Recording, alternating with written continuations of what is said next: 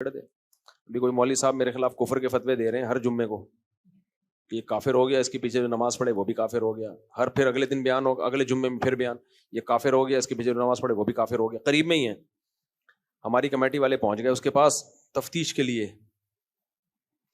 یہ نہیں کہ اس کو منع کرنے، کمیٹی کے بعض لوگ منع کرنے نہیں، پوچھنے کے لیے کہ واقعی ہمارے امام سب کافر ہو گئے. مجھے بڑا غصہ آیا. میں نے کمیٹی کے چند جو 2-4 لوگ پہنچے تھے، سب نہیں. میں نے کہا تم کیوں اس کے پاس جا رہے ہو نالائق ہو؟ کہہ رہے نہیں وہ بھی مفتی ہے. میں نے کہا بھائی وہ روحانی عامل ہے، وہ بنیان سونگتا ہے عورتوں کے، حقیقت ہے. وہ مفتی کہاں سے ہو گیا؟ اب اس کو تکلیف مجھ سے یہ نہیں ہے کہ میں نے کیا کہا کیا نہیں کہا، اس کو تکلیف میں ہے کہ میں عاملوں کے خلاف بولتا ہوں، تو اس کو تو موقع چاہیے مجھ پہ کفر کا فتویٰ لگانے کا. اور میں نے کہا دوسری بات، اگر تم نے اس کے فتوے کو ماننا ہے تو تم سب کا نکاح تو ٹوٹ گیا. پھر وہ تو یہ کہہ رہا ہے جو اس کے پیچھے نماز پڑھتا ہے اس کا نکاح ٹوٹ گیا. میں نے کہا رنڈوے ہو اس وقت، تو تم لوگ رنڈوے ہو.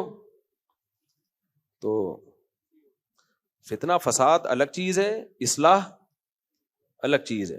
تو سوسائٹی میں اصلاح کی کوشش کیا کرو، فساد کی کوشش مت کیا کرو.